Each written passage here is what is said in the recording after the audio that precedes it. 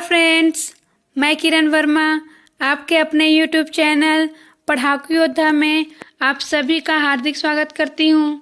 Friends, आज मैं आप सभी को अपनी इस वीडियो में केमिस्ट्री से रिलेटेड बहुत ही इम्पोर्टेंट क्वेश्चंस करवाने वाली हूँ, जो कि आप सभी के CGACF and ranger exam means सहायक वन संरक्षक और वन क्षेत्रपाल का जो एग्ज़ाम अभी होने वाला है छत्तीसगढ़ में, जिसका एग्ज़ाम CGPSC लेने वाला है फ्रेंड्स, उसी के लिए जो सिलेबस आप सभी के एग्ज़ाम के लिए दिया गया है, उसी सिलेबस के अंतर्गत जो भी टॉपिक्स दिया हुआ है फ्रेंड्स, उसी से रिलेटेड मैं आप सभी को क्वेश्चंस करवाने वाली हूँ। और इससे पहले फ्रेंड्स, मैं आप सभी को केमिस्ट्री से रिलेटेड और भी क्वेश्चंस करवा चुकी हूँ, जो कि आप सभी के लिए बहुत ही इम्पोर्टेंट है। और फ्रेंड्स, जिन्होंने भी मेरा पहला वीडियो नहीं देखा है केमिस्ट्री से रिलेटेड, जिसमें मैंने बहुत ही इम्पोर्टेंट फैक्ट्स कवर की हूँ आप सभी के लिए, क्वेश्चंस भी बताई हूँ फ्रेंड्स, और साथ ही जो भी क्वेश्चन का आंसर है उसके पीछे जो भी थ्योरी है फ्रेंड्स, उसको भी मैं बहुत ही अच्छे से एक्सप्लेन करी हूँ। इसलिए जिन्होंने भी मेरा पहला वीडियो केमिस्ट्री के क्वेश्चन सीरीज से रिलेटेड जो है उसे नहीं देखा है, वो ज़रूर देख लीजिएगा। ठीक है फ्रेंड्स, तो चलिए आज का मैं ये वीडियो स्टार्ट करती हूँ। इस वीडियो में फ्रेंड्स बहुत ही ज़्यादा इंपॉर्टेंट क्वेश्चंस हैं, और इन क्वेश्चंस का आंसर बताने के साथ मैं इसमें भी आप सभी को उसका आंसर क्यों लिया गया है उसका थ्योरी बताऊंगी। मीन्स किसी भी आंसर को लेने के पीछे जो भी रीज़न है, उसकी जो भी थ्योरी है, उसको मैं बहुत ही अच्छे से एक्सप्लेन करूंगी, जिससे आप सभी को कोई भी परेशानी नहीं होगी। तो आप सभी ने केमिस्ट्री अगर पढ़ा है तो भी ठीक है, और केमिस्ट्री की तैयारी अभी तक नहीं की है तो फ्रेंड्स, ये क्वेश्चन सीरीज सॉल्व करते करते आप सभी का केमिस्ट्री सिलेबस बहुत ही अच्छे से कंप्लीट हो जाएगा। इसलिए घबराने की कोई बात नहीं है। आप सभी मेरे साथ बस कंटिन्यू इस सीरीज को करते रहिए, आप सभी की तैयारी 100% हो जाएगा। ठीक है फ्रेंड्स, तो चलिए मैं स्टार्ट करती हूँ। तो फ्रेंड्स, आज सबसे पहला क्वेश्चन है आप सभी के लिए, स्क्रीन पर देखिए। परमाणु त्रिज्या का सही क्रम है क्या? फ्रेंड्स, परमाणु त्रिज्या का सही क्रम है। फ्रेंड्स, ये जो क्वेश्चन है वो पीरियोडिक टेबल से रिलेटेड है, जो कि आप सभी के सिलेबस में दिया हुआ है। तो फ्रेंड्स, आप सभी देखिए क्वेश्चन क्या दिया हुआ है, परमाणु त्रिज्या। फ्रेंड्स, यहाँ पर परमाणु त्रिज्या, जिसे इंग्लिश में क्या कहते हैं, एटॉमिक रेडियस, इसका मीनिंग जो है एटॉमिक साइज से है। किससे है? एटॉमिक साइज मीन्स परमाणु के आकार से है। ठीक है, तो एक्चुअली में आपको क्या पूछा गया है, जो भी एलिमेंट दिया हुआ है उनका सही ऑर्डर बताना है आपको परमाणु के आकार के हिसाब से। ठीक है, तो जो भी एलिमेंट्स इसमें दिया हुआ है फ्रेंड्स, जिसका क्रम आपको अरेंज करना है। एक्चुअली में अगर आपने पीरियोडिक टेबल अच्छे से पढ़ा है तो आप सभी को समझ में आ गया होगा कि ये जो भी एलिमेंट्स दिया हुआ है जिसको हमें अरेंज करना है फ्रेंड्स, है ना, ये एक ही जो पीरियड है उसका एलिमेंट है। मीन्स ये जो सेकेंड पीरियड है फ्रेंड्स, किसका, जो हमारा पीरियोडिक टेबल है उसमें जो सेकेंड पीरियड है मीन्स सेकेंड आवर्त जो है फ्रेंड्स, उसके एलिमेंट्स हैं, जिनका जो परमाणु आकार है उसके आधार पर आपको अरेंज करना है, सही क्रम बताना है कि किस परमाणु का आकार जो है सबसे बड़ा होगा और किस परमाणु का आकार सबसे छोटा होगा। इसके आधार पर आपको क्या करना है, अरेंज करना है। अगर आपको एटॉमिक रेडियस का है मीन्स परमाणु त्रिज्या का है, या फिर एटॉमिक साइज का है, दोनों का मीनिंग एक ही होता है। ठीक है फ्रेंड्स, तो देखिए फ्रेंड्स, मैं आप सभी को पहले बता देती हूँ कि ये जो क्वेश्चन पूछा गया है आप सभी को, उसके पीछे क्या तथ्य आप यूज कर सकते हैं, मीन्स इसके पीछे आप कौन सा थ्योरी लगा करके ऐसे क्वेश्चंस को सॉल्व कर सकते हैं। तो फ्रेंड्स, आप सभी अपने स्क्रीन पर देखिए पीरियोडिक टेबल शो हो रहा है। ठीक है, तो जैसा कि फ्रेंड्स हम जानते हैं कि पीरियोडिक टेबल में क्या होता है, एक ग्रुप होता है। ठीक है, ग्रुप में क्या होता है, अप टू डाउन मीन्स ऊपर से नीचे आते हैं तो वो ग्रुप कहलाता है। ठीक है, और लेफ्ट से राइट चलते हैं तो आवर्त कहलाता है।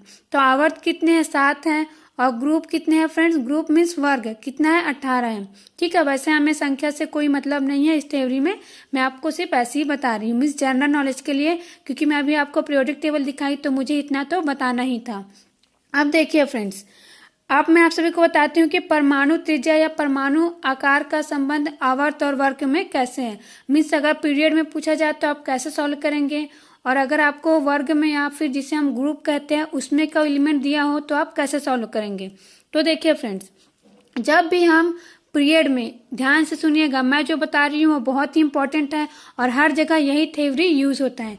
सुनिए कि जब भी किसी भी पीरियड में फ्रेंड्स हम लेफ्ट टू राइट चलते हैं मीन्स बाएं से दाएं चलते हैं।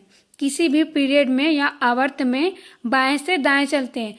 तो परमाणु का आकार, ठीक है, परमाणु आकार या फिर एटॉमिक साइज कहें या फिर एटॉमिक रेडियस कहें, और उसी के हिंदी में क्या कह सकते हैं, परमाणु त्रिज्या।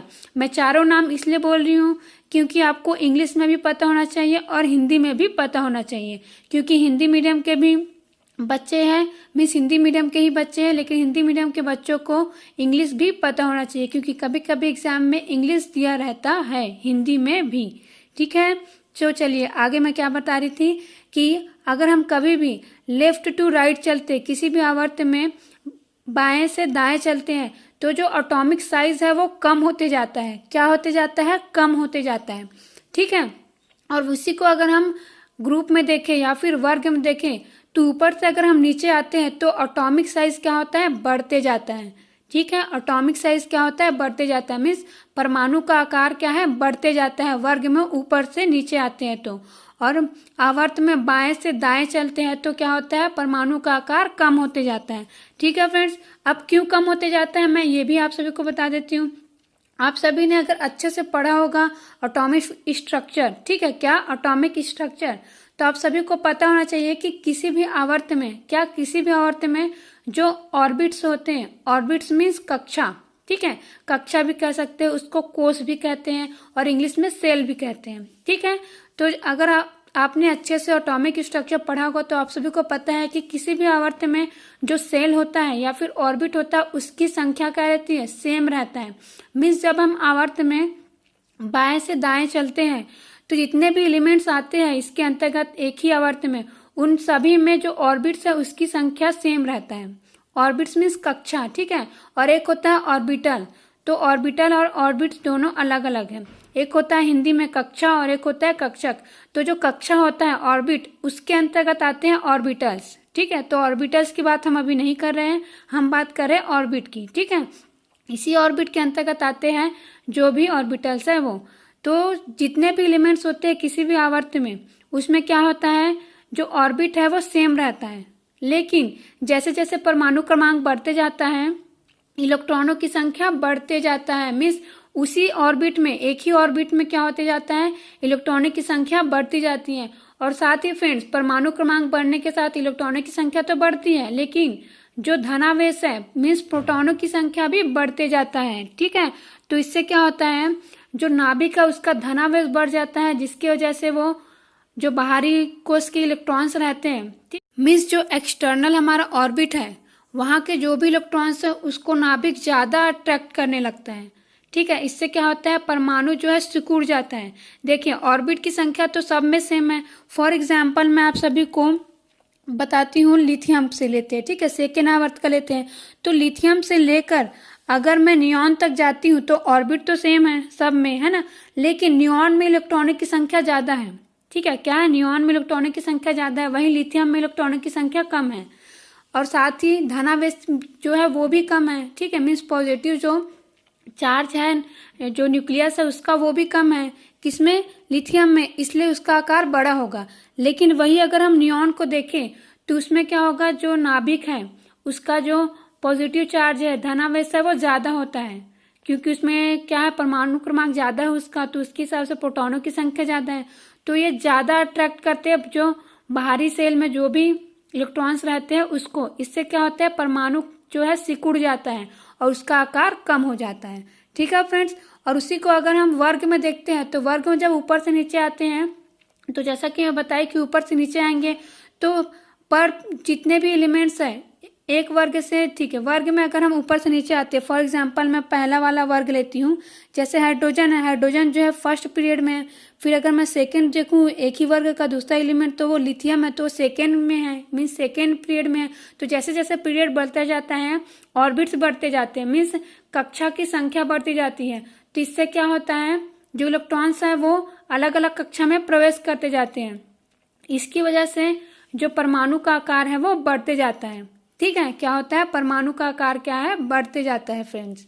क्योंकि इसमें क्या होता है कि इसमें ऑर्बिट की संख्या बढ़ते जाता है, तो बाह्य ऑर्बिट में क्या इलेक्ट्रॉन्स जो है प्रवेश करते जाते हैं। तो फ्रेंड्स, हालांकि इसमें भी परमाणु क्रमांक बढ़ता है, लेकिन परमाणु क्रमांक के बढ़ने के साथ तुरंत ही क्या हो जाता है, सेल भी चेंज हो जाता है। मीन्स जो बाहरी ऑर्बिट है वो भी चेंज हो जाता है, एक ही ऑर्बिट में इलेक्ट्रॉन नहीं जाते हैं।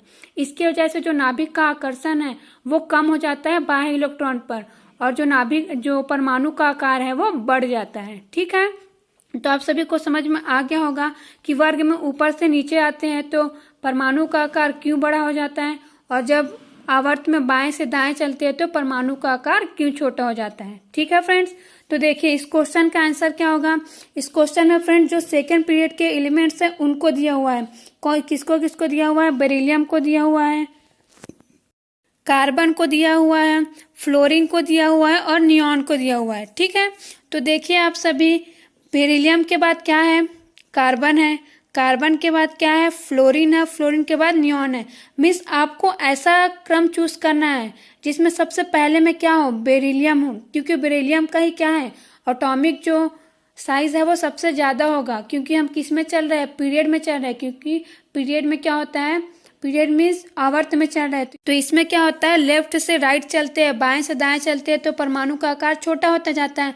मीन्स आपको ऐसा क्रम चूज करना है जिसमें बेरिलियम जो है सबसे पहले हो और लास्ट में क्या हो, नियॉन हो। तो देखिए फ्रेंड्स, आप सभी अपने क्वेश्चन को देखिए क्या आंसर होगा इसमें, जल्दी से आप सभी पॉज करके सॉल्व कर सकते हैं।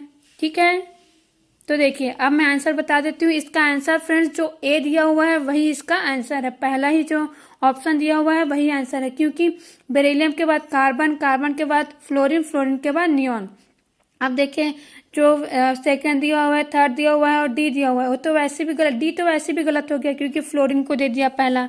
ठीक है, अब देखिए इसके बाद क्या दे दिया आपको, बेरिलियम को छोटा दे दिया है कार्बन से, तो वैसे भी गलत हो गया।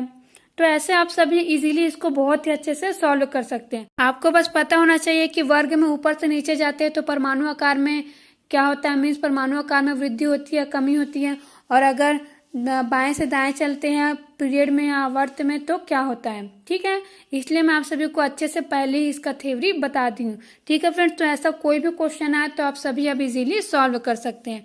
उम्मीद करती हूँ फ्रेंड्स मैं जो भी समझा रही हूँ अच्छे से समझ में आ रहा होगा, और अगर नहीं आ रहा है फ्रेंड्स तो आप सभी मुझे कमेंट करके बता सकते हैं। मैं कमेंट बॉक्स में भी आप सभी को अच्छे से आंसर दे दूंगी और अपने अगले वीडियो में अच्छे से और भी समझाने की कोशिश करूंगी। ठीक है फ्रेंड्स, अब सेकंड क्वेश्चन देखिए फ्रेंड्स। सेकंड क्वेश्चन है, ये भी पीरियोडिक टेबल से ही रिलेटेड है।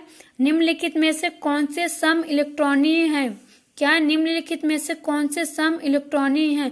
मीन्स आप सभी को ये जो ऑप्शन दिया हुआ है फ्रेंड्स, पहला ऑप्शन दिया है आर्गन और क्लोरीन, ठीक है, दूसरा ऑप्शन दिया हुआ है Na+ और नियॉन, और तीसरा ऑप्शन दिया हुआ है Na+ मैग्नीशियम, फिर चौथा ऑप्शन दिया हुआ है मैग्नीशियम और नियॉन। तो फ्रेंड्स ये बहुत ही इजी क्वेश्चन है, इसमें आपको कुछ नहीं करना है, जो दोनों दिए हुए हैं, क्या जो दोनों एलिमेंट दिए हुए हैं उनमें इलेक्ट्रॉनों की संख्या काउंट करनी है। ठीक है, लेकिन इसके लिए फ्रेंड्स आप सभी को पीरियोडिक टेबल के जो एलिमेंट है उनके जो एटॉमिक नंबर है वो अच्छे से याद होना चाहिए। ठीक है, साथ ही जो भी एलिमेंट्स हैं उनके सिंबल भी आपको पता होना चाहिए, क्योंकि आप सभी देख रहे हैं यहाँ पर नाम नहीं दिया हुआ है, डायरेक्टली सिंबल दिया हुआ है, तो आप सभी सिंबल को अच्छे से जरूर याद कर लीजिएगा। ठीक है फ्रेंड्स, और साथ ही आपको उसका एटॉमिक नंबर भी याद रखना होगा। तो फ्रेंड्स आप सभी देखिए स्क्रीन पर जो क्वेश्चन दिया हुआ है उसका आंसर मैं बताती हूँ। तो फ्रेंड्स ये सिंपल है, आप सभी को एटॉमिक नंबर याद होना चाहिए, जो मैं पहले ही बता दी अभी, है ना। तो देखिए फ्रेंड्स, इसमें जो ऑप्शन दिया हुआ है बी वो इसका आंसर है, क्योंकि देखिए जो सोडियम होता है ना, उसका परमाणु क्रमांक होता है 11 मीन्स 11 होता है, और जो नियॉन होता है उसका परमाणु क्रमांक होता है 10। कितना होता है, 10। तो देखिए जो सोडियम है उसमें प्लस चार्ज है, मीन्स इससे एक इलेक्ट्रॉन चला गया, इसने एक इलेक्ट्रॉन का त्याग कर दिया, तो अब इसमें कितने इलेक्ट्रॉन हो गया, 10 हो गया ना। और साथ ही जो नियॉन है फ्रेंड्स, नियॉन का तो वैसे भी परमाणु क्रमांक 10 होता है और इसमें कोई भी चार्ज नहीं है, मतलब ये न्यूट्रल है अभी। तो फ्रेंड्स इसमें कितने हैं इलेक्ट्रॉन, अभी 10 ही है। तो सम इलेक्ट्रॉनिक कौन से है, जो Na+ और जो नियॉन है फ्रेंड्स वो क्या है, सम इलेक्ट्रॉनिक है।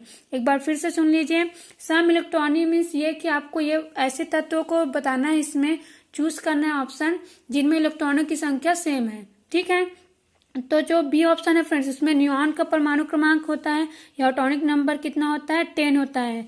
ठीक है, और जो सोडियम है उसका कितना होता है, 11 होता है, और सोडियम में प्लस दिया हुआ है मीन्स चार्ज है, इसका मतलब ये है प्लस चार्ज का मतलब ये है कि इसने एक इलेक्ट्रॉन त्याग कर दिया है। ठीक है, तो Na+ और नियॉन दोनों में कितने हो गए इलेक्ट्रॉनों की संख्या? 10 हो गए। तो इसलिए ये इसका आंसर होगा। ठीक है फ्रेंड्स, क्या इसका आंसर होगा? जो बी है वही इसका आंसर होगा। देखिए फ्रेंड्स, आप सभी को एटॉमिक नंबर अच्छे से याद होना चाहिए। मैं बार बार आप सभी को बता देती हूँ क्योंकि डायरेक्ट इससे क्वेश्चन पूछा जाता है। अब हम अगला क्वेश्चन देखते हैं फ्रेंड्स। साथ ही मैं आप सभी को बता देती हूँ कि मैं जैसा कि आप सभी को पहले ही बताई हूँ कि आप सभी के CGACF और रेंजर एग्जाम में जो टॉपिक दिया हुआ है सिलेबस में, उसी टॉपिक से मैं क्वेश्चन करवा रही हूँ। इसलिए फ्रेंड्स ये क्वेश्चन मैं चूज करके लाई हूँ, तो इसका जो नंबर है वो कुछ भी हो सकता है ना, क्योंकि बीच बीच से मैं इस क्वेश्चन को ऐड कर रही हूँ। तो आप सभी नंबरिंग पर ध्यान बिल्कुल भी ना दें और सिर्फ क्वेश्चन को ही ध्यान दे। मीन्स क्वेश्चन को पढ़ने में और सॉल्व करने में ध्यान दे, उसका नंबर क्या है इसमें ध्यान बिल्कुल भी ना दे, क्योंकि उसका नंबरिंग, जाहिर सी बात है मैं अलग अलग जगह से इस क्वेश्चन को चूज कर रही हूँ, तो नंबरिंग में तो डिफरेंस रहेगा ही। ठीक है, तो अब अगला क्वेश्चन मैं आप सभी को बताती हूँ फ्रेंड्स। अगला क्वेश्चन है, एक अभिक्रिया का अभिक्रिया वेग, मीन्स एक जो रिएक्शन है उसका रेट ऑफ रिएक्शन, ठीक है, वो डायरेक्टली प्रोपोर्शनल दिया हुआ है।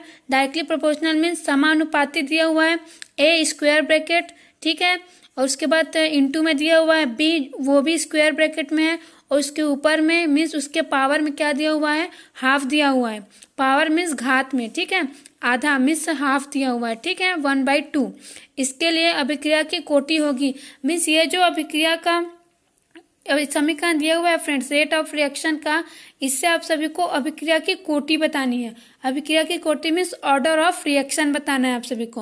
और अभिक्रिया की कोटि मीन्स ये जो क्वेश्चन है फ्रेंड्स, वो आप सभी के सबसे पहला जो सिलेबस में दिया हुआ है रिएक्शन, रेट ऑफ रिएक्शन, उसी से ही ये क्वेश्चन लिया गया है। और इसमें आप सभी को क्या बताना है? ये जो अभिक्रिया है जिसका rate of reaction directly proportional दिया हुआ है ए और बी इंटू के फॉर्म में, और बी के जो पावर है उसमें 1/2 दिया हुआ है, इसी का आपको क्या बताना है? ऑर्डर ऑफ रिएक्शन बताना है।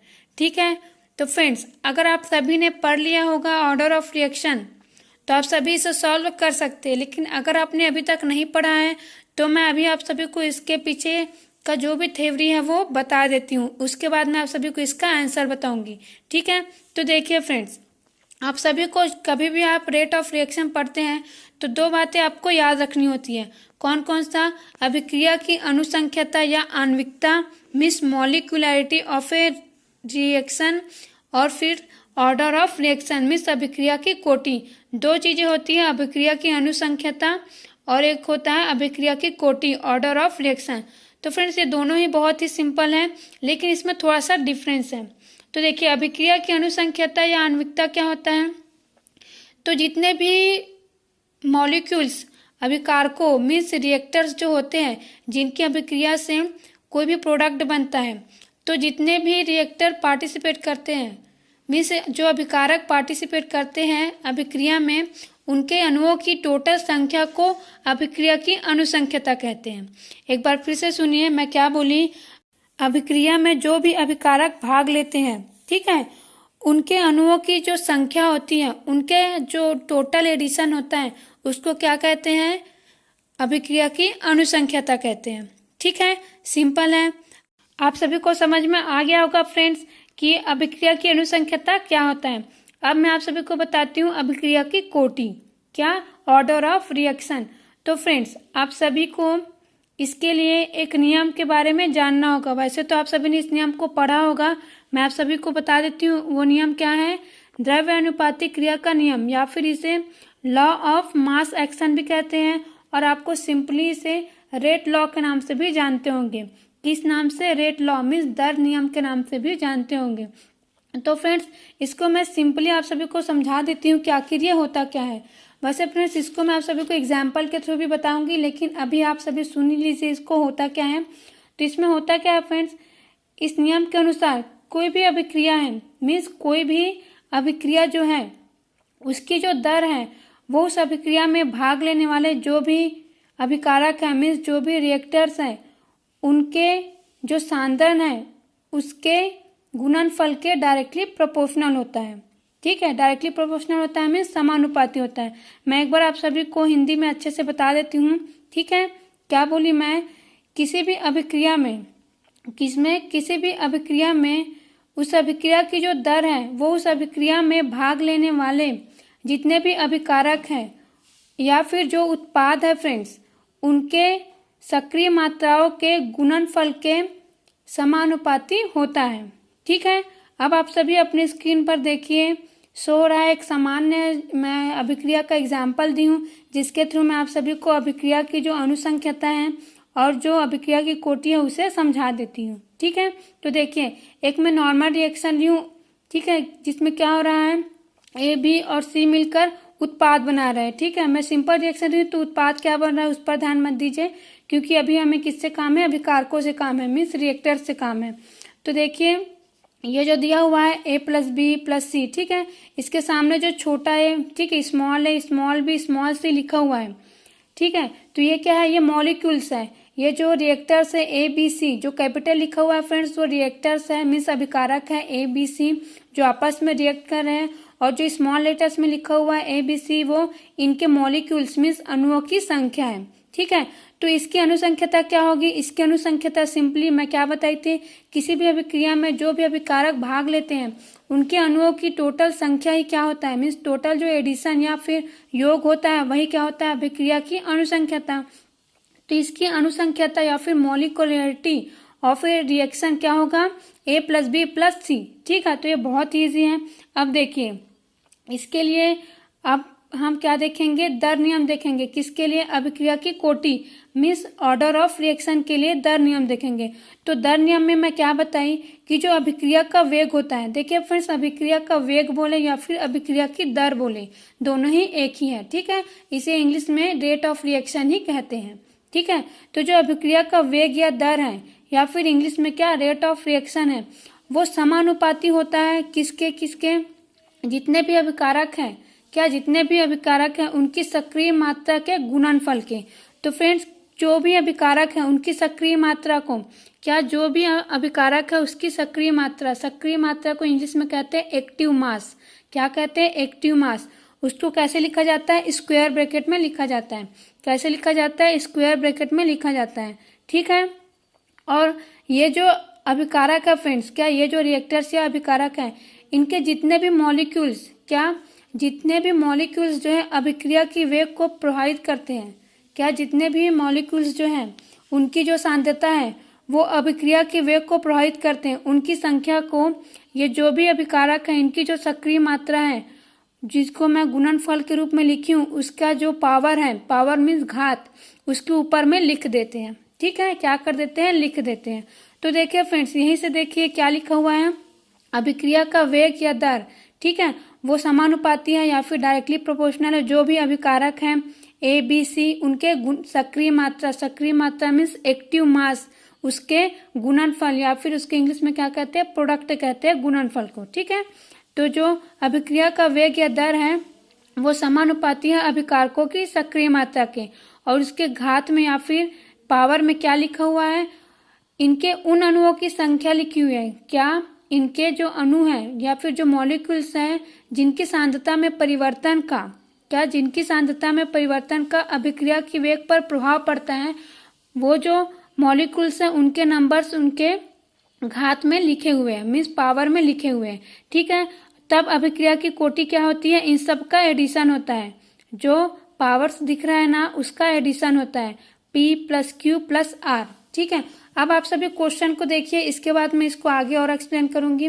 तो देखिए क्वेश्चन में भी डायरेक्ट दिया हुआ है, क्या दिया हुआ है, अभिक्रिया का वेग directly proportional A cross B। ठीक है, एक्चुअली में यहाँ पर क्रॉस लिखा हुआ नहीं है लेकिन ये गुणनफल में ही है।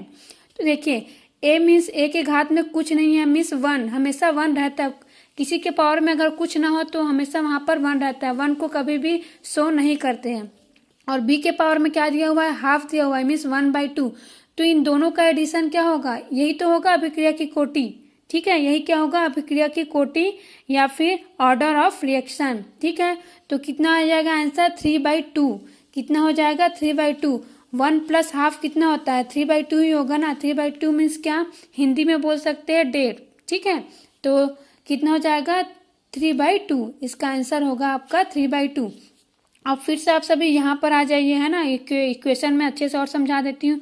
तो देखिए फ्रेंड्स ऐसा क्या है, ऐसा क्यों है, तो आप सभी को मैं बता देती हूँ अभिक्रिया की कोटि होता क्या है, और अच्छे से अभी तो मैं आप सभी को निकालना बताई हूँ कि ये कैसे होता है। तो इसको अगर हम सिंपल शब्दों में डिफाइन करें फ्रेंड्स, तो आप सभी अच्छे से ध्यान से ज़रूर सुनिएगा, आप सभी को क्योंकि समझना बहुत ही ज़रूरी है। आप सभी समझे रहेंगे तो सही वक्त पर आपको सारी चीज़ें याद आ जाएंगी। ठीक है, तो देखिए फ्रेंड्स, अभिक्रिया की कोटि को मैं डिफाइन कर देती हूँ। तो अभिक्रिया की कोटि अभिकारकों के अणुओं की वह संख्या है। क्या अभिक्रिया की कोटि अभिकारकों के अणुओं की वह संख्या है जिनकी सांद्रता परिवर्तन से अभिक्रिया की दर निर्धारित होती है। ठीक है, मीन्स जिनकी सांद्रता में परिवर्तन से अभिक्रिया की जो दर है या फिर रेट ऑफ रिएक्शन है वो प्रभावित होता है। ठीक, तो अभिकारकों की वही संख्या ही हम ले सकते हैं। मीन्स जो भी संख्या पार्टिसिपेंट, मीन्स जितने भी मॉलिक्यूल्स जो हैं अभिकारक मीन्स रिएक्टर के जितने भी मॉलिक्यूल्स है जो कि अभिक्रिया में भाग ले रहे हैं, उनको हम नहीं ले सकते किसमें, अभिक्रिया की कोटि में।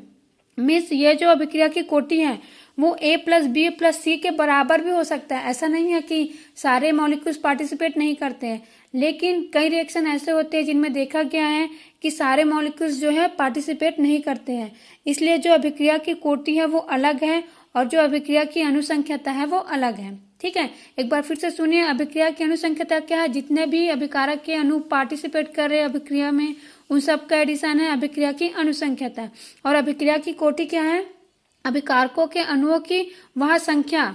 अभिकारकों में जो रिएक्टर्स हैं उनके molecules means number of molecules जिनके कॉन्सेंट्रेशन मीन्स सांद्रता। ठीक है, जिनकी सांद्रता में परिवर्तन का अभिक्रिया के वेग पर प्रभाव पड़ता है। मीन्स जो अभिक्रिया के वेग पर प्रभाव डालते हैं सिर्फ उन्हीं अणुओं की संख्या का जो ऐड होता है। क्या, उन्हीं अणुओं की संख्या का जो ऐड होता है जिनको हम दर समीकरण में क्या करते हैं, जो अभिकारक हैं उनका जो सक्रिय मात्रा है, सक्रिय मात्रा में एक्टिव मास है, उनके घात में लिखते हैं। तो इन घातों का जो योग होता है वही होता है अभिक्रिया की कोटि। क्या, इन घातों का जो योग होता है वही होता है अभिक्रिया की कोटि। ठीक है फ्रेंड्स, उम्मीद करती हूँ आप सभी को समझ में आ गया होगा। अब मैं आप सभी को एक और एग्जांपल देकर इसको और अच्छे से समझा देती हूँ। देखिए, यहाँ पर मैं आप सभी को एथिल एसीटेट का जल अपघटन शो कर रही हूँ। जल अपघटन मीन्स हाइड्रोलिसिस। ठीक है, तो देखिए फ्रेंड्स, इसमें वाटर पार्टिसिपेट कर रहा है। क्या कर रहा है, वाटर पार्टिसिपेट कर रहा है फ्रेंड्स। ठीक है, लेकिन फ्रेंड्स मैं आप सभी को बता देती हूँ कि ये जो एथिल एसीटेट का जल अपघटन वाला अभिक्रिया है फ्रेंड्स, इसकी अनुसंख्यता तो 2 है। अनुसंख्यता 2 कैसे होगा, अनुसंख्यता मीन्स मॉलिक्यूलरिटी, क्योंकि एक अणु हो गया एथिल एसीटेट का और एक अणु हो गया जल का। ठीक है, तो इसके हिसाब से अनुसंख्यता तो 2 है फ्रेंड्स, लेकिन इसकी अभिक्रिया की कोटि 1 होता है। और क्यों होता है फ्रेंड्स 1, इसलिए 1 होता है क्योंकि जल जो है ना एथिल एसीटेट की तुलना में इतनी अधिक मात्रा में होता है कि इसके सांद्रण में परिवर्तन का अभिक्रिया के वेग पर कोई भी प्रभाव नहीं पड़ता है। ठीक है, इसीलिए फ्रेंड्स क्या ये प्रभावित नहीं कर रहा है अभिक्रिया के वेग को। इसलिए जब हम रेट ऑफ रिएक्शन का क्या लिखते हैं, समीकरण लिखते हैं, तो उसमें सिर्फ एथिल एसीटेट को दर्शाया जाता है और जिसको भी दर्शाते हैं उसका जितना पावर होता है। ठीक है, वैसे 2 से 3 रहेगा तो सबके पावर का ऐड होगा, लेकिन इसमें तो सिर्फ एक ही को दर्शा रहे हैं क्योंकि सिर्फ यही प्रभावित कर रहा है अभिक्रिया के वेग को, जल तो प्रभावित नहीं कर रहा है। तो इसकी अभिक्रिया की कोटि क्या है, 1 है, मीन्स 1 है। ठीक है, तो ऐसे रिएक्शंस होते हैं फ्रेंड्स। मीन्स अगर हम अभिक्रिया की कोटि को लें तो ये एक प्रैक्टिकल टर्म है। ठीक है, मीन्स जब हम प्रैक्टिकल करेंगे तभी हमको पता चलेगा कि अभिक्रिया की कोटि क्या होता है। और ये जो मॉलिक्यूलरिटी है वो क्या है, एक थ्योरेटिकल टर्म है। ठीक है, इसमें प्रैक्टिकल की जरूरत नहीं होती, इसको हम देखकर ही बता सकते हैं। ठीक है फ्रेंड्स, तो आप सभी को समझ में आ रहा होगा। इसी के साथ मैं आप सभी को एक और बात बता देती हूँ कि जैसा कि मैं आप सभी को क्या बताई कि ये क्या है, प्रैक्टिकल टर्म है। तो फ्रेंड्स जो प्रैक्टिकल हम कर रहे हैं उसकी दशा पर मीन्स उसकी क्या अवस्था है उस पर भी ये डिपेंड करता है। जैसे मैं अभी आप सभी को क्या बताई, एथिल एसीटेट का एग्जाम्पल दी है ना, जल के साथ इसका क्या कर रहे हैं, हाइड्रोलिसिस कर रहे हैं। तो इसमें जैसा कि रिएक्शन में मैं लिखी हूँ H+, यहाँ पर अम्लता को शो कर रहा है, मीन्स अम्लीय माध्यम में ये हो रहा है जो जल अपघटन है वो। लेकिन इसी को अगर हम फ्रेंड्स क्या करें, इसके प्रैक्टिकल को बदल दें, अगर इसी को हम क्षारीय माध्यम में करें, क्या करें, क्षारीय माध्यम में करें, तो इसकी अभिक्रिया की कोटि 2 हो जाता है। कितना हो जाता है, 2 हो जाता है। क्योंकि अब जब क्षारीय माध्यम में कर रही हूँ जिसमें मैं caustic soda means NaOH use कर रही हूँ, तो इसकी जो सांद्रता है वो अभिक्रिया की वेग को प्रभावित करता है। क्या करता है? अभिक्रिया के वेग को प्रभावित करता है। इसलिए फ्रेंड्स इसकी अभिक्रिया की कोटि भी क्या हो जाता है? 2 हो जाता है। तो इस प्रकार ये जो अभिक्रिया की कोटि है वो प्रैक्टिकल टर्म है। तो फ्रेंड्स अगर आपको क्वेश्चन पूछा जाएगा तो जो अभी मैं क्वेश्चन कराई हूँ फ्रेंड्स ऐसा ही क्वेश्चन दिया जाएगा। तो उम्मीद कर रही हूँ फ्रेंड्स कि मैं जितना भी समझा रही हूँ आप सभी को समझ में आ रहा है। और अगर नहीं आ रहा होगा फ्रेंड्स तो आप सभी मुझे कमेंट करके ज़रूर बताइएगा, क्योंकि मैं इतने मेहनत से आप सभी के लिए ये वीडियो बना रही हूँ जिससे आप सभी का कोई भी क्वेश्चन मिस ना हो। तो अगर आपको समझ में नहीं आएगा तो मैं जितना मेहनत कर रही हूँ वो सफल नहीं हो पाएगा। ठीक है, तो आप सभी मुझे कमेंट ज़रूर करिएगा अगर आपको कोई भी प्रॉब्लम होती है। ठीक है फ्रेंड्स, तो चलिए फ्रेंड्स अब मैं आगे बताती हूँ आप सभी को। मैं उम्मीद कर रही हूँ फ्रेंड्स मैं आप सभी को जितना भी थ्योरी मुझे मिला है इसके बारे में वो सारे थ्योरीज बता दे रही हूँ, जिससे आप सभी को कोई भी परेशानी ना हो। ठीक है फ्रेंड्स, अब आगे चलते हैं। आगे देखिए अगला क्वेश्चन मैं आप सभी को करवा देती हूँ। अगला क्वेश्चन देखिए फ्रेंड्स, अगला क्वेश्चन है अभिक्रिया वेग की इकाई है, मीन्स आपको रेट ऑफ रिएक्शन का यूनिट पूछा हुआ है। तो फ्रेंड्स रेट ऑफ रिएक्शन क्या होता है? आप सभी को पता होना चाहिए कि रेट ऑफ रिएक्शन क्या होता है। अभिकारक या फिर जो क्रियाफल होता है उनके सांद्रण में परिवर्तन बटा या फिर डिवाइडेड में क्या? समय अंतराल। ठीक है, सिंपल शब्दों में जो भी रिएक्टर्स है और जो भी प्रोडक्ट बनते हैं उनका समय के साथ जो कॉन्सेंट्रेशन है उसमें जो चेंज होता है उसी को ही क्या कहते हैं? रेट ऑफ रिएक्शन कहते हैं। तो आप सभी स्क्रीन पर देखिए फॉर्मूले के फॉर्म में इसको हम कैसे लिखते हैं? अभिकारक या क्रियाफल के सांद्रण में परिवर्तन डिवाइडेड बाय समय अंतराल मीन्स टाइम डिफरेंस। तो फ्रेंड्स टाइम का तो क्या होता है? यूनिट सेकेंड होता है। ठीक है, और जो सांद्रण होता है या फिर जो कॉन्सेंट्रेशन होता है उसका यूनिट होता है, क्या होता है उसका यूनिट? मोल पर लीटर। क्या होता है? मोल पर लीटर। तो फ्रेंड्स इसका यूनिट क्या हो जाएगा? मोल पर लीटर पर सेकेंड। क्या हो जाएगा? मोल पर लीटर पर सेकेंड। तो आपका आंसर होगा फ्रेंड्स मोल पर लीटर पर सेकेंड। ठीक है, मीन्स रेट ऑफ रिएक्शन का क्या होगा यूनिट? मोल पर लीटर पर सेकेंड। एक बार फिर से सुन लीजिए क्या बोली मैं। अभिक्रिया का जो वेग है उसका यूनिट क्या होगा? मोल पर लीटर पर सेकेंड। मीन्स जो ऑप्शन दिया हुआ है बी वो आप सभी के लिए आंसर होगा। ठीक है फ्रेंड्स, देखिए मैं एक एक बातें आप सभी को अच्छे से समझा रही हूँ, तो आप सभी को अगर कुछ भी समझ में नहीं आता है तो आप सब मुझे कमेंट करके पूछ सकते हैं। ठीक है, अब आगे देखिए मैं थर्ड क्वेश्चन बता रही हूँ जो कि बहुत ही ज़्यादा इंपॉर्टेंट है और सेम क्वेश्चन आप सभी के एग्जाम में पूछा हुआ है। क्या क्वेश्चन है? अगर आपने 2017 और 16 का पेपर एनालिसिस किया होगा CGSEF और रेंजर का, तो इसमें दिया हुआ है फ्रेंड्स क्वेश्चंस कि प्रथम कोटि की जो अभिक्रिया है उसके लिए जो वेग स्थिरांक है के, उसका यूनिट क्या होता है? ठीक है, उसका इकाई पूछा हुआ है। के जो यहाँ पर सिर्फ के लिख दिया है वो क्या है फ्रेंड्स? एक्चुअली में वेग स्थिरांक है। क्या है? वेग स्थिरांक है। ठीक है, तो उसका यूनिट पूछा हुआ है आप सभी से और सेम क्वेश्चन आपके एग्जाम में भी पूछा हुआ है। ठीक है, तो इसलिए फ्रेंड्स मैं जो भी क्वेश्चन करा रही हूँ इसे आप सभी कृपया बहुत ही अच्छे से ध्यान से कर लीजिए, जिससे आप सभी का कोई भी क्वेश्चन ना छूटे। क्योंकि मैं अगर आपको पढ़ा रही हूँ तो मैं चाहूँगी कि मेरे जितने भी स्टूडेंट हैं वो ज़्यादा से ज़्यादा नंबर लेकर आए और एग्जाम में टॉप करें। ठीक है, तो आप सभी अच्छे से पढ़िए। मैं जितना क्वेश्चन करा रही हूँ उसके पीछे जो थ्योरी बता रही हूँ आप सिर्फ उतना भी पढ़ेंगे तो आप सभी का क्वेश्चन अच्छे से सॉल्व हो जाएगा। ठीक है फ्रेंड्स, तो देखिए मैं क्या बोली, प्रथम कोटि की जो अभिक्रिया है उसके लिए जो वेग स्थिरांक है उसको आपको बताना है। ठीक है, उसका जो यूनिट है उसको बताना है। यूनिट मीन्स इकाई। तो फ्रेंड्स इसका जो यूनिट होता है वो क्या होता है? सेकेंड इनवर्स होता है। क्या होता है? सेकेंड इनवर्स होता है। अब मैं आप सभी को बता देती हूँ कि आप सभी इससे कैसे निकाल सकते हैं। ठीक है, क्योंकि अभी आपको प्रथम कोटि का पूछा है, अब ऐसा तो नहीं है कि अभी द्वितीय कोटि का नहीं पूछेगा। द्वितीय कोटि मीन्स सेकेंड ऑर्डर, फर्स्ट कोटि मीन्स फर्स्ट ऑर्डर की जो अभिक्रिया है उसके लिए। ठीक है, तो इसलिए मैं आप सभी को डायरेक्ट इसका कैसे आप निकाल सकते हैं वो बता देती हूँ। इससे क्या होगा फ्रेंड्स, कोई किसी का भी दे, क्या मीन्स किसी भी ऑर्डर का दे आप सभी निकाल सकते हैं। क्योंकि फ्रेंड्स ऐसे रट के जाना है ना, रट के जाना से क्या होता है हम भूलने की संभावना बढ़ जाती है। लेकिन जब आप समझ के जा रहेंगे तो आप बिल्कुल भी नहीं भूलेंगे, क्योंकि आप कितना रटेंगे, है ना। केमिस्ट्री पूरा रटने की ही चीज़ है। है ना, उसमें अगर कोई बात हम समझ कर याद रख सकते हैं तो ज़्यादा बेटर है। इसलिए समझे वाले जो चीज़ें होती है उसको ज़रूर समझ के जाइए, जिससे आप सभी का कोई भी क्वेश्चन कभी भी मिस नहीं होगा, क्योंकि समझने वाली चीज़ें ऐसी होती है वो जो कभी भी दिमाग से नहीं गायब होता है। ठीक है, तो देखिए मैं अच्छे से समझा देती हूँ, आप सभी को कोई भी दिक्कत अब नहीं होगा। तो देखिए फ्रेंड्स, मैं एक नॉर्मल रिएक्शन लेती हूँ। ठीक है, किसके लिए मैं क्या बता रही हूँ आप सभी को, अभिक्रिया के जो वेग स्थिरांक है उसका यूनिट निकालना सिखा रही हूँ। ठीक है, तो देखिए प्रथम कोटि की अभिक्रिया के लिए सबसे पहले मैं प्रथम कोटि की अभिक्रिया के लिए सिखा रही हूँ। तो एक नॉर्मल रिएक्शन ली हूँ फ्रेंड्स मैं A to B, मीन्स ए से क्या बन रहा है, बी बन रहा है ना।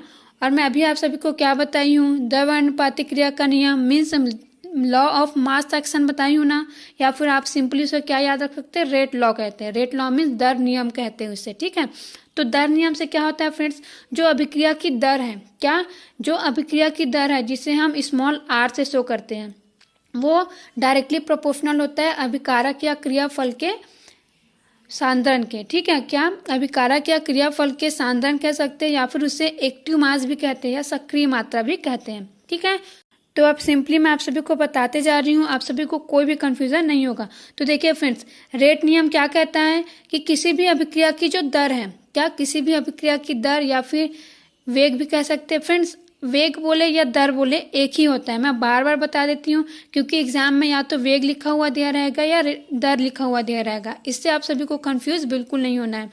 तो किसी जो रेट नियम है उसके अनुसार किसी भी अभिक्रिया की जो दर है जिसे स्मॉल r से शो करते हैं, वो या तो अभिकारक या फिर जो क्रियाफल है उसकी सक्रिय मात्रा के समानुपाती होता है। ठीक है, और सक्रिय मात्रा को ही क्या कहते हैं, हम सांद्रण कहते हैं। क्या कहते हैं, सांद्रण कहते हैं, या इंग्लिश में क्या कहते हैं, कॉन्सेंट्रेशन कहते हैं। क्या कहते हैं, कॉन्सेंट्रेशन कहते हैं। ठीक है, तो देखिए R is directly proportional to A, means जो समानुपाती होता है उसे क्या कहते हैं, डायरेक्टली प्रोपोर्शनल कहते हैं इंग्लिश में। तो देखिए अभी मैं बताई ना कि क्या होता है, जो अभिक्रिया का जो दर है या वेग है वो डायरेक्टली प्रोपोर्शनल होता है अभिकारक या क्रियाफल के सांद्रण से। तो आप अभिकारक भी ले सकते हैं और क्रियाफल भी ले सकते हैं। तो मैं यहाँ पर अभिकारक को लेके बना रही हूँ। अभिकारक मीन्स रिएक्टर और क्रियाफल मीन्स प्रोडक्ट। ठीक है, तो मैं अभिकारक को लेके बना रही हूँ, क्योंकि क्या क्या बोली मैं, या बोली है ना, या मीन्स R, या तो आप अभिकारक को ले सकते हो या फिर क्रियाफल को ले सकते हो। तो मैं यहाँ पर अभिकारक को ले रही हूँ। तो देखिए R is directly proportional to A। तो जब भी फ्रेंड्स ऐसा जो साइन होता है प्रोपोर्शनल का, वो जब हटता है तो एक स्थिरांक लग जाता है, स्थिरांक मीन्स कांस्टेंट लग जाता है। तो यहाँ पर वो कांस्टेंट क्या लगा हुआ है, K लगा हुआ है। ठीक है, क्या लगा हुआ है, K लगा हुआ है। यहाँ पर मैं स्मॉल के ली हूँ और आपके जो क्वेश्चन दिया उसमें कैपिटल के लिया हुआ है। तो फ्रेंड्स कुछ भी दे सकते हैं, स्मॉल के भी लिखा रहेगा तो भी चलेगा और कैपिटल के लिखा रहेगा तो भी चलेगा। तो ये जो K है फ्रेंड्स, यही क्या है, वेग स्थिरांक है। क्या है, वेग स्थिरांक है। ठीक है, अब हमें इसी वेग स्थिरांक का क्या निकालना है, वेग स्थिरांक मीन्स रेट कांस्टेंट भी कह सकते हैं और वेलोसिटी कांस्टेंट भी कह सकते हैं। ठीक है, तो इसी का ही हमें यूनिट निकालना है।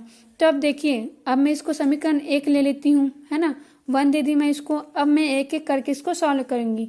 तो फ्रेंड्स R क्या होता है, अभी मैं बताइए आप सभी को, अभिकारक या क्रियाफल के सांद्रण में परिवर्तन बटा समय अंतराल। ठीक है, और इसका मैं यूनिट भी आप सभी को बता चुकी हूँ। क्या बताई हूँ यूनिट इसका, मोल पर लीटर पर सेकेंड बताई थी ना। अब देखिए ऊपर में क्या था, सांद्रण, तो सांद्रण इज इक्वल टू मैं लिखी हूँ मोल पर लीटर, ये होता है सांद्रण का यूनिट। उसमें रख दी तो मेरे को क्या मिला, R का जो यूनिट है वो मिल गया, मोल पर लीटर पर सेकेंड मिल गया ना। इसको मैं पहले ही बता चुकी हूँ, इसलिए मैं स्पीड से बता रही हूँ, है ना। अब देखिए आगे, अब मैं इसको किस में रख दूंगी, ये जो समीकरण 1 ली हूँ उसमें रख दी हूँ मैं, मोल पर लीटर पर सेकेंड। अब देखिए इधर जो A लिखा हुआ है ब्रैकेट में, एक्चुअली में वो क्या है, वो भी तो सांद्रण ही है। क्या है, सांद्रण ही है। अभी बताई ना मैं, सक्रिय मात्रा मीन्स क्या होता है, सांद्रण होता है। क्या होता है, सांद्रण होता है। तो ये भी तो सांद्रण है, तो यहाँ पर मैं सांद्रण का यूनिट यूज करूंगी। अब देखिए मैं इसको यूनिट क्यों लिख रही हूँ, क्योंकि मुझे यहाँ पर यूनिट निकालना है। तो यहाँ पर जितना भी दिया हुआ है, जितने भी प्रोडक्ट दिए हुए हैं या फिर जितने भी सिंबल मैं यूज कर रही हूँ, जैसे यहाँ पर क्या कर रही हूँ मैं, अभिक्रिया की दर है ना, तो पहले उसका यूनिट देखूंगी मैं। अब देखिए फ्रेंड्स, कभी भी अगर हमें किसी भी जो फिजिकल क्वांटिटी है ना, मीन्स फिजिकल क्वांटिटी मीन्स भौतिक राशि है ना, उसका अगर हमें यूनिट निकालना है ना, तो जिसका निकालना है उसको छोड़कर जो बाकी बचे हुए जितने भी फिजिकल क्वांटिटीज है मीन्स जो भौतिक राशियां हैं उनके यूनिट को पहले लिख देते हैं। ठीक है, तो ऐसा ही मैं कर रही हूँ। पहले मैं क्या लिखी, मीन्स जो आर है, R means rate of reaction, अभिक्रिया की दर, उसका यूनिट लिख दी हूँ। ठीक है, मोल पर लीटर पर सेकेंड। ठीक है, उसके बाद मैं क्या करी, जो सांद्रण मीन्स जो ए है फ्रेंड्स, है ना, ए भी तो क्या है, सांद्रण है ना, मीन्स जो ब्रैकेट में लिखा हुआ है स्क्वायर ब्रैकेट, वो ए का सांद्रण शो कर रहा है। ठीक है, ए का कॉन्सेंट्रेशन शो कर रहा है, तो मैं उसका यूनिट लिख दी फिर मोल पर लीटर। ठीक है, अब मुझे किसका निकालना है, जो रेट ऑफ सॉरी है ना, जो वेग स्थिरांक है उसका निकालना है। तो देखिए फ्रेंड्स, अब इधर क्या लिखा हुआ है, मोल पर लीटर पर सेकेंड, और इधर क्या लिखा हुआ है, मोल पर लीटर। तो दोनों साइड में क्या है, इक्वल का साइन है, मीन्स इक्वल के साइन के बाद दोनों साइड सेम लिखा हुआ है, मोल पर लीटर, मोल पर लीटर। ठीक है, तो देखिए फ्रेंड्स, इक्वल के साइन में मोल पर लीटर लिखा हुआ है ना, और अगर हम लेफ्ट में देखें तो भी वहां पर मोल पर लीटर दिखाई दे रहा है, और राइट में भी मोल पर लीटर दिखाई दे रहा है। तो फ्रेंड्स, मैथ्स के रूल से ये दोनों आपस में क्या हो जाएंगे, कैंसल हो जाएंगे। ठीक है, मीन्स कट जाएंगे। तो हमारे पास सिर्फ क्या बचेगा, सेकेंड इनवर्स बचेगा। क्या बचेगा, सेकेंड इनवर्स। तो यही क्या होगा फ्रेंड्स, हमारा आंसर है। क्या है, जो वेग स्थिरांक है उसका यूनिट है। और यही बताई ना मैं आप सभी को आंसर में कि जो सेकेंड इनवर्स होता है वही क्या होता है, प्रथम कोटि की अभिक्रिया के लिए वेग स्थिरांक का यूनिट होता है। तो फ्रेंड्स, हम ऐसे इसको निकाल सकते हैं। ठीक है, सिंपल था ना, देखिए बहुत ही ईजी था। अब ये कट गया तो आप सभी इसको मैथ्स के रूल से समझ सकते हैं। देखिए फ्रेंड्स, मैथ्स के रूल में क्या होता है, अगर इक्वल के साइन में, क्या इक्वल के साइन के बाद और उसके पहले लेफ्ट एंड राइट दोनों ही साइड में अगर सेम क्वांटिटीज हो, मीन्स सेम जो वैल्यूज लिखी हुई होती है, क्या सेम वैल्यूज अगर लिखा हुआ हो तो आपस में वो कैंसिल हो जाता है, मीन्स कट जाता है। ठीक है, तो ये मैथ्स के रूल से होता है। तो इससे क्या मिल गया हमें K is equal to only S inverse मिला। क्या मिला, एस इनवर्स, जो कि क्या है, सेकेंड इनवर्स है। क्या है, सेकेंड इनवर्स है, जो ये क्या है, वेग स्थिरांक उसका यूनिट है। तो हमें फर्स्ट ऑर्डर का जो रिएक्शन है उसके लिए क्या मिल गया, वेग स्थिरांक का यूनिट मीन्स इकाई मिल गया। तो क्या है friends, K is equal to second inverse. अब इसी तरह फ्रेंड्स हम सेकेंड ऑर्डर के लिए भी निकाल सकते हैं, बहुत ही सिंपल है। जैसा देखिए, सेकेंड ऑर्डर में क्या होगा, जो ए है फ्रेंड्स, क्या है, जो ए है उसका जो पावर है उसमें 2 आ जाएगा। ठीक है, मीन्स 2 आ जाएगा। ठीक है, आर इफ डायरेक्टली प्रोपोर्शनल तो क्या हो जाएगा, A⁴ 2। ठीक है, ए के घात में 2 आ जाएगा, क्योंकि क्या है, ये जो सेकेंड ऑर्डर का जो अभिक्रिया है वो है द्वितीय कोटि की अभिक्रिया है, इसलिए ए के पावर में हम क्या ले लेंगे, 2 ले लेंगे। फिर बाकी सिंपली जैसा हमने इसमें निकाला था प्रथम कोटि की अभिक्रिया में वैसा ही निकालेंगे। अब देखिए, इसमें डिफरेंस सिर्फ इतना आएगा कि ये जो हम ए के जगह में उसका यूनिट लिखेंगे। ठीक है, मीन्स जो सक्रिय मात्रा है ए का सांद्रण है उसका जो यूनिट लिखेंगे मोल पर लीटर, उसके घात में क्या रहेगा, 2 आ जाएगा, क्योंकि इसमें भी 2 है घात में।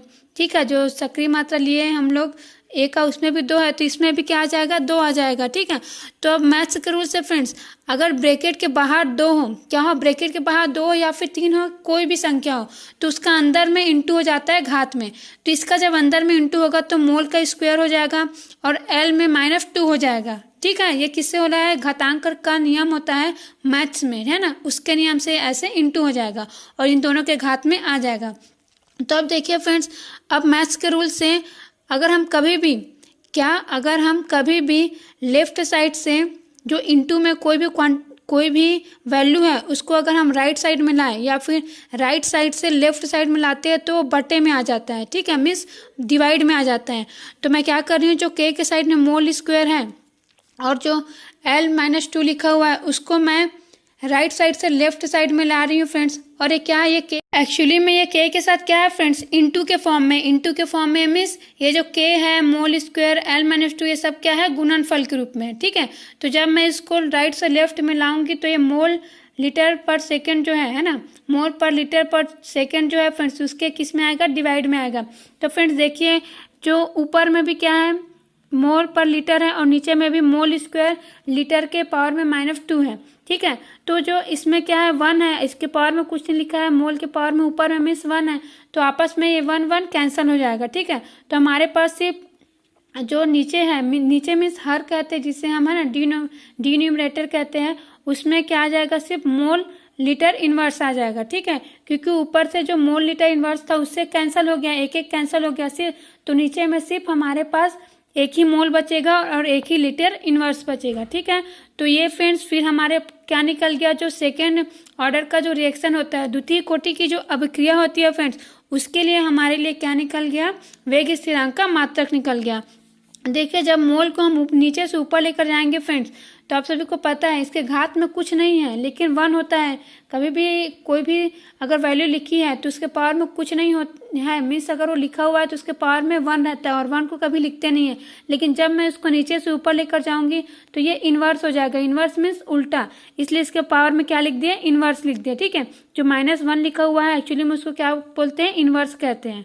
और सेकेंड इन्वर्स तो है ही। अब लीटर जो है नीचे से ऊपर जाएगा तो ये पॉजिटिव हो जाएगा, इसलिए सिर्फ ये लीटर लिखा रहेगा। ठीक है, तो आपको ऐसा भी लिखा हुआ दे सकता है। देखिए मैं 3 प्रकार से लिखकर आप सभी को बताई हूँ, मोल इन्वर्स, सेकेंड इन्वर्स, लीटर।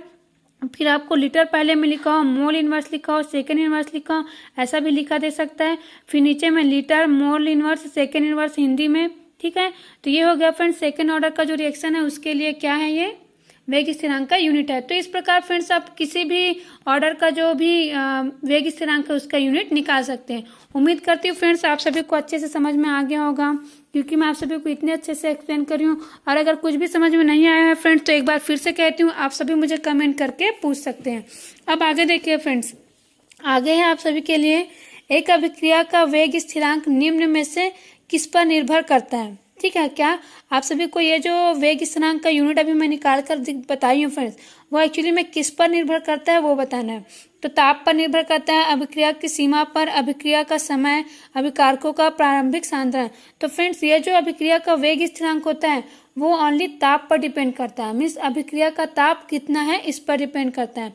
एक पर्टिकुलर जो टाइम है फ्रेंड्स उस पर इसका मान पर्टिकुलर होता है। ठीक है, तो आप सभी को याद रखना है कि वेग स्थिरांक ओनली ताप पर डिपेंड करता है अभिक्रिया के। ठीक है फ्रेंड्स, तो मैं जितना भी क्वेश्चन आप सभी को जो रेट ऑफ रिएक्शन है, मीन्स जो रासायनिक अभिक्रिया है फ्रेंड्स, उससे रिलेटेड कराई हूँ, उससे आप सभी ध्यान से अच्छे से एक बार और देख लीजिएगा अगर आपको एक ही बार देखने में समझ में नहीं आया हो। क्योंकि अब अगर आप दोबारा देखेंगे तो मैं डेफिनेटली श्योर हूँ कि आप सभी को बहुत ही अच्छे से याद हो जाएगा, क्योंकि मैं जितने अच्छे से डिटेल से बता रही हूँ फ्रेंड्स शायद ही आप सभी को कोई बताएगा। ठीक है फ्रेंड्स, तो आप सभी एक बार फिर से देख लीजिएगा, आप सभी को अच्छे से समझ में आ जाएगा। अब आगे देखिए फ्रेंड्स, अगला क्वेश्चन है। तो अगला क्वेश्चन है फ्रेंड्स, आप सभी देखिए स्क्रीन पर, मैं आप सभी के लिए पढ़ देती हूँ। हेक्सामेथिलीन डाइएमीन और एडिपिक एसिड के संघनन से जो रेशा प्राप्त होता है वह है, मीन्स फ्रेंड्स आप सभी को ये हेक्सामेथिलीन डाइएमीन और एडिपिक एसिड है ना, इन दोनों के रिएक्शन से जो पॉलीमर बनता है उसके बारे में पूछ रहा है। ठीक है, तो ये क्वेश्चन जो है फ्रेंड्स पॉलीमर वाला जो आप सभी के सिलेबस में दिया हुआ है टॉपिक, उससे पूछा गया है। तो फ्रेंड्स हेक्सामेथिलीन डाइएमीन और एडिपिक एसिड के रिएक्शन से फ्रेंड्स क्या बनता है, नायलॉन 6,6 बनता है। क्या बनता है, नायलॉन 6,6 बनता है। और ये बहुत ही इंपॉर्टेंट क्वेश्चन है, आप सभी इसे जरूर याद रखिए। अगला देखिए फ्रेंड्स, निम्नलिखित में से कौन तापदीप्त प्लास्टिक है। तापदीप्त मीन्स इंग्लिश में होता है फ्रेंड्स थर्मोसेटिंग। क्या होता है, थर्मोसेटिंग। तो फ्रेंड्स आप सभी को पूछा है कि इनमें से थर्मोसेटिंग प्लास्टिक कौन सा है, पीवीसी, पीवीए, परसमेस और बेकेलाइट। तो फ्रेंड्स बेकेलाइट इसका सबसे अच्छा एग्जाम्पल है जो थर्मोसेटिक क्या है, प्लास्टिक उसका। और फ्रेंड्स ये जो बेकेलाइट है, सेम क्वेश्चन आपके एग्जाम में पूछा जा चुका है कि इनमें से कौन सा थर्मोसेटिंग प्लास्टिक है। ठीक है, तो आप सभी इसे जरूर याद रखिए बेकेलाइट, क्योंकि कभी कभी क्वेश्चन रिपीट भी हो जाता है फ्रेंड्स, इसलिए आप सभी क्वेश्चंस को ध्यान से पढ़िए और सभी को कम से कम जो पॉलीमर से रिलेटेड है उसे जरूर अच्छे से याद रख करते जाइए। आगे देखिए फ्रेंड्स, ग्लूकोज किसका मोनोमर है। तो फ्रेंड्स ये मैं आप सभी को पहले ही बता चुकी हूँ अपने पिछले वीडियो में, हालांकि इसमें मैं आप सभी को ऐसी ही बताई थी, क्वेश्चन के फॉर्म में नहीं बताई थी। ठीक है, ग्लूकोज किसका मोनोमर मीन्स एकलक, मीन्स ग्लूकोज के पॉलीमर से क्या क्या बनते हैं वो पूछा गया। तो फ्रेंड्स जो ग्लूकोज है वो किसका एकलक या फिर मोनोमर है, सेलुलोज और स्टार्च का। किसका, सेलुलोज और स्टार्च, ये दोनों ही फ्रेंड्स किसके पॉलीमर है, ग्लूकोज के। ठीक है, तो देखिए फ्रेंड्स उल्टा क्वेश्चन भी मीन्स इनवर्स क्वेश्चन भी आप सभी से पूछा जा सकता है, मोनोमर भी पूछ सकता है और पॉलीमर भी पूछ सकता है। ठीक है फ्रेंड्स, तो मैं जितना भी क्वेश्चन आप सभी को करा रही हूँ इसे आप सभी अच्छे से जरूर याद रखिएगा। ठीक है, अब आगे देखिए, टेफ्लॉन पॉलीमर का मोनोमर है। क्या, टेफ्लॉन जो है फ्रेंड्स है ना, पॉलीमर जो है टेफ्लॉन उसका मोनोमर बताना है, मीन्स टेफ्लॉन जो है किससे बनता है वो बताना है।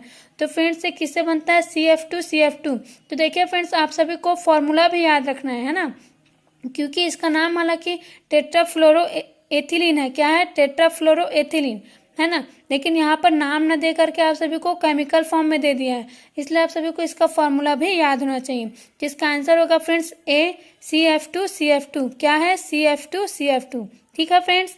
अब आगे देखिए फ्रेंड्स, आगे मैं आप सभी को इससे रिलेटेड एक दो क्वेश्चन और करवा दे रही हूँ, जिससे आप सभी पॉलीमर से कैसे क्वेश्चन आते हैं इससे अच्छे से परिचित हो जाइए। तो अब आगे देखिए फ्रेंड्स, मैं 2 क्वेश्चन कम से कम करवा देती हूँ। तो देखिए फ्रेंड्स, पहला क्वेश्चन देखिए जिसमें मैं करवाने वाली हूँ, टेरिलीन है। देखिए फ्रेंड्स, टेरिलीन क्या है, एक पॉलीमर है।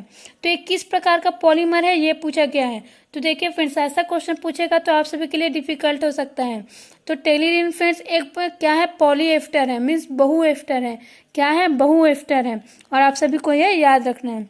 अगला देखिए फ्रेंड्स, निम्नलिखित में से कौन सामान्यतः एक बहुएमाइड है। ठीक है, मीन्स आप सभी को पॉलीएमाइड पूछा हुआ है। देखिए फ्रेंड्स, ऐसे क्वेश्चन बहुत ही इंपॉर्टेंट होते हैं, और कभी भी एग्जाम को डिफिकल्ट करना होता है तो ऐसा क्वेश्चन ही दिया जाता है। तो फ्रेंड्स, इनमें से पॉलीएमाइड कौन सा है, जो नायलॉन है फ्रेंड्स, क्या जो नायलॉन है वो पॉलीएमाइड है। ठीक है, तो आप सभी इसे जरूर याद रखिए। तो फ्रेंड्स, आप सभी को मैं पॉलीमर से रिलेटेड जैसे भी क्वेश्चंस बन सकते थे एग्जाम में उसको अच्छे से करवा दी हूँ।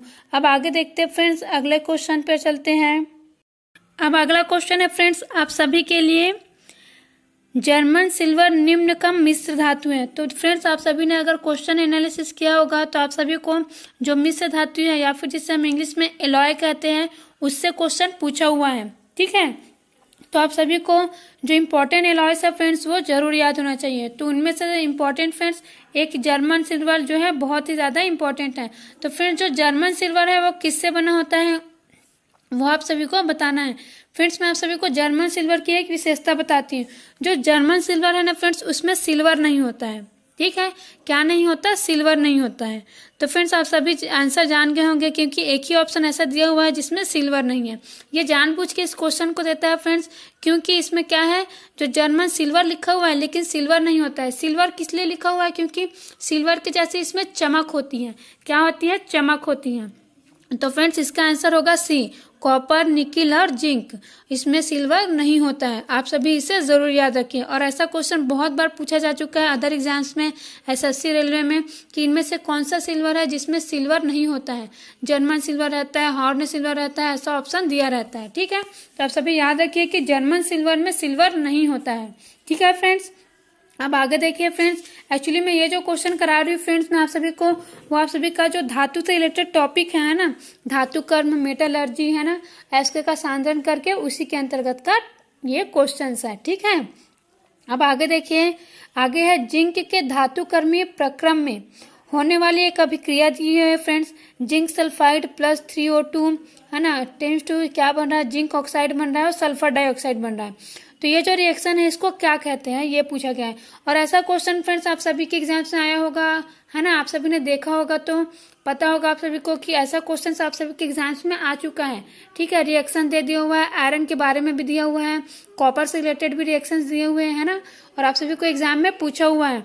तो फ्रेंड्स, इसलिए मैं आप सभी को ऐसे क्वेश्चन करवा रही हूँ जिससे आप सभी अपने एग्जाम्स के लिए बहुत ही अच्छे से प्रिपेयर हो जाए।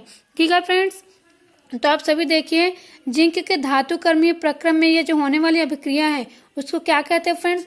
तो मैं आप सभी को बता देती हूँ फ्रेंड, ये जो धातु कर्मीय प्रक्रम या फिर जिसे इंग्लिश में क्या कहते हैं, मेटलर्जी, इसमें फ्रेंड्स 2 प्रकार की अभिक्रिया होती है। क्या क्या, कैल्सिनेशन होता है और एक होता है रोस्टिंग। कैल्सिनेशन मीन्स निस्तापन और रोस्टिंग मीन्स भर्जन। ठीक है, तो भर्जन में क्या होता है, वैसे प्रगलन वगैरह भी होता है, लेकिन मैं ये जो ऑक्सीजन से रिलेटेड रिएक्शन है इसको बता रही हूँ। ठीक है, तो निस्तापन में क्या होता है फ्रेंड्स, ऑक्सीजन की अनुपस्थिति में गर्म किया जाता है। क्या, ऑक्सीजन की अनुपस्थिति में गर्म किया जाता है। ठीक है, जो अयस्क रहता है उसको तब उसको निस्तापन या फिर कैल्सिनेशन कहते हैं। और जब ऑक्सीजन की उपस्थिति में गर्म किया जाता है, क्या फ्रेंड्स, जब ऑक्सीजन की उपस्थिति में गर्म किया जाता है तो इसे भर्जन कहते हैं या रोस्टिंग कहते हैं। तो फ्रेंड्स, आप सभी का जो दिया हुआ है, क्या दिया हुआ है अभिक्रिया, उसमें ऑक्सीजन दिखाई दे रहा है ना, मीन्स ये जो रिएक्शन है फ्रेंड्स वो क्या है, वो भर्जन है। क्या है, रोस्टिंग है। ठीक है, तो आप सभी को ये याद रखना है। और साथ ही फ्रेंड्स मैं आप सभी को ये बता देती हूँ कि ऐसे क्वेश्चंस आप सभी के एग्जाम में पूछे जा चुके हैं, ठीक है। मीन्स रिएक्शन आप सभी को दिया हुआ है। तो अगर आपने किसी का भी मेटलर्जी पढ़ा होगा, जैसे आयरन का, कॉपर का, है ना, तो इनमें जो रिएक्शंस हुए फ्रेंड्स, उनके जो भी स्टेप्स है उसको ज़रूर याद रखिएगा, क्योंकि ऐसा क्वेश्चन एग्जाम में पूछा जा चुका है, ठीक है फ्रेंड्स। मैं जो भी बता रही हूँ इसे आप सभी ध्यान से अपने दिमाग में नोट कर लीजिए और अच्छे से अपने एग्जाम की तैयारी लास्ट 30 डेज में बहुत ही अच्छे से कर लीजिए, जिससे आपको सक्सेस ज़रूर मिलेगा, ठीक है फ्रेंड्स। अब आगे चलिए। आगे अगला क्वेश्चन है फ्रेंड्स, आयरन का शुद्धतम रूप। क्या आप सभी को बताना है कि आयरन का सबसे शुद्ध रूप, सबसे प्योर रूप कौन सा होता है, ठीक है। तो फ्रेंड्स इनमें से जो ऑप्शन दिया हुआ है उसमें से जो पिटवा लोहा होता है, जिसको इंग्लिश में क्या कहते हैं, रॉट आयरन कहते हैं। क्या कहते हैं, रॉट आयरन, है ना, ये सबसे शुद्ध रूप होता है। तो आप सभी से ऐसा क्वेश्चन एग्जाम्स में पूछा जा चुका है। अगर आप सभी ने लैब टीचर का एग्जाम दिया होगा, सीजी का, है ना, अभी जो हुआ था लैब असिस्टेंट का एग्जाम, तो उसमें ये सेम क्वेश्चन उठाकर पूछ दिया था, ठीक है फ्रेंड्स। इसलिए मैं बोल रही हूँ कि मैं जो भी बता रही हूँ इसे आप सभी अच्छे से याद करते जाइए। अब आगे देखिए फ्रेंड्स, आगे है आप सभी के लिए सिल्वर धातु प्राप्त करने के लिए उपयोगी है। मीन्स आप सभी को बताना है कि सिल्वर का अगर धातु में प्राप्त करना है तो इनमें से हम कौन सा विधि यूज कर सकते हैं। पार्क विधि पद्धति, फेन प्लावन विधि, कार्बन अपचयन विधि, चुंबकीय पृथक्करण विधि। फ्रेंड्स हम इनमें से कौन सा विधि यूज कर सकते हैं, पार्क विधि, ठीक है। कौन सा, पार्क पद्धति। ऐसे क्वेश्चन अचानक से हमारे एग्जाम में पूछ दिया जाता है फ्रेंड्स, इसलिए मैं आप सभी को सारे क्वेश्चन सॉल्व करवा रही हूँ, ठीक है। अब अगला क्वेश्चन देखिए फ्रेंड्स, अगला क्वेश्चन है निम्नलिखित में सबसे अधिक धात्विक है, ठीक है। क्या पूछा है कि ये जो एलिमेंट्स आप सभी को ऑप्शन में दिए हुए हैं, ठीक है, क्या क्या, फास्फोरस दिया हुआ है, आर्सेनिक, एंटीमनी और बिस्मथ, तो इनमें से सबसे अधिक धात्विक कौन सा है फ्रेंड्स, ये पूछा गया है। तो फ्रेंड्स इनमें से जो बिस्मथ है, क्या, इनमें से जो बिस्मथ है फ्रेंड्स, यही क्या है, सबसे अधिक धात्विक है।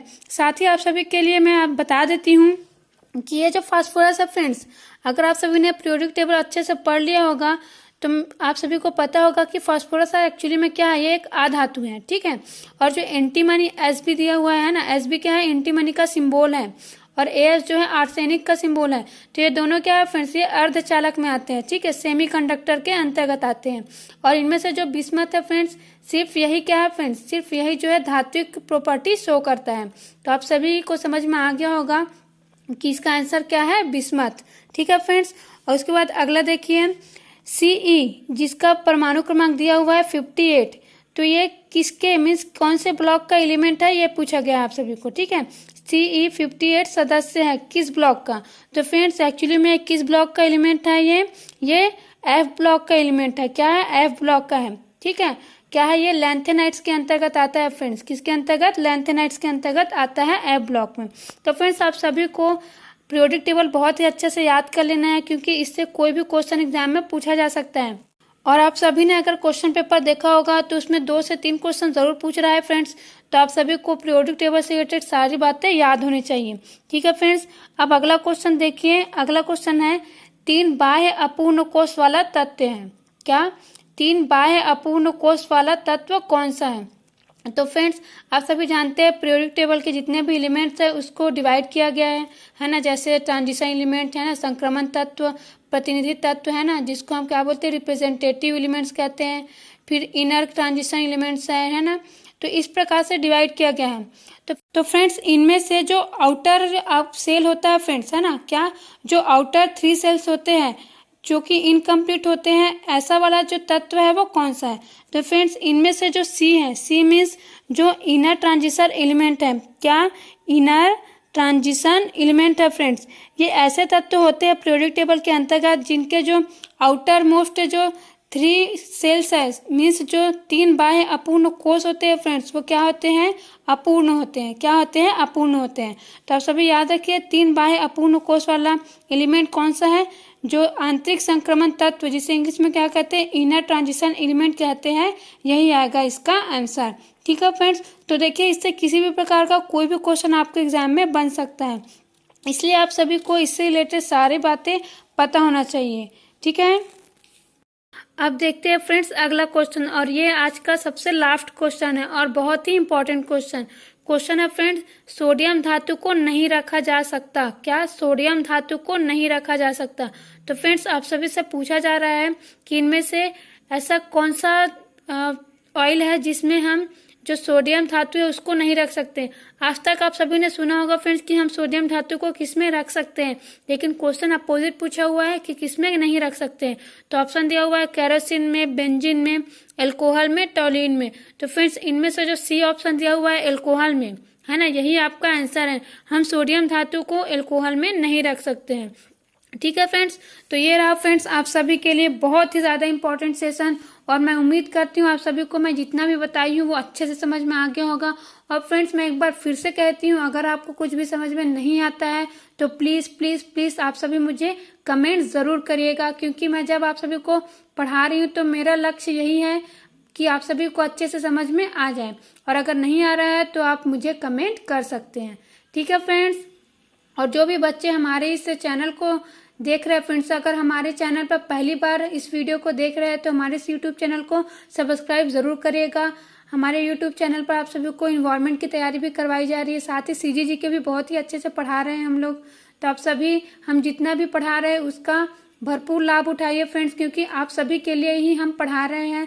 तो आप सभी हमारे सारे वीडियोस हमारे जो चैनल है उसके प्लेलिस्ट में जाकर देख सकते हैं। सभी के लिए अलग अलग प्लेलिस्ट हमने आप सभी की सुविधा के लिए बनाकर रखा हुआ है। ठीक है फ्रेंड्स, तो फ्रेंड्स जो भी नए बच्चे हैं वो सब्सक्राइब ज़रूर करिए, कमेंट भी करिए, साथ ही मेरे इस वीडियो को ज़्यादा से ज़्यादा लाइक ज़रूर किया कीजिए फ्रेंड्स, और हो सके तो शेयर भी करिए। Thank you friends.